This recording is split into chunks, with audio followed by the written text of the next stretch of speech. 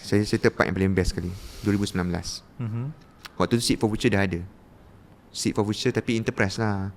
Waktu tu Ar-Rashidin dah Sdn Bhd ke Enterprise waktu 2019 dah.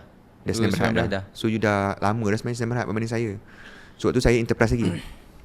So saya di peak kehidupan yang paling tinggi. Peak saya, muka saya jambu, tak ada jambang semula, muka jambu, ramai orang suka saya. Waktu tu. Ya, sifu TikTok lah waktu tu kan. Belum lagi. Mana TikTok lagi 2019. Habis tu? TikTok 2020. Oh ya. PKP. Ni 2019 before PKP. Oh, okay. Saya merupakan waktu tu Allah izinkan saya, ni bercakap dalam nada tidak riak. Tapi saya merupakan duta belia Malaysia Korea. Duta belia Malaysia Korea. Bahasa Inggeris Youth Ambassador Malaysia Korea. Dihantar ke Korea, lepas tu kat Malaysia bersama, dihantar ke Korea Selatan.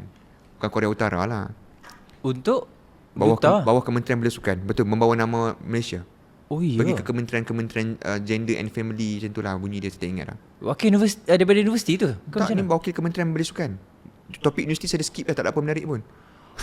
Macam mana benda tu boleh berlaku? Macam mana benda tu boleh berlaku? Dia KBS lah. Tak sekarang masih buka tempat. KBS, Kementerian Belia Sukan, dia suka buka peluang untuk kita menjadi belia youth dia, youth ambassador dia. Untuk ke Jepun, untuk naik kapal 3 bulan. Kita main kapal lah. Kapal tu nama apa tak ingat. Tapi saya dapat bawah Korea. Ada kawan saya pergi Jepun, wakil Jepun, saya Korea. Memang peak. 2018 saya wakil sebagai duta, 2019 saya sebagai trainer yang train duta pula. Okey.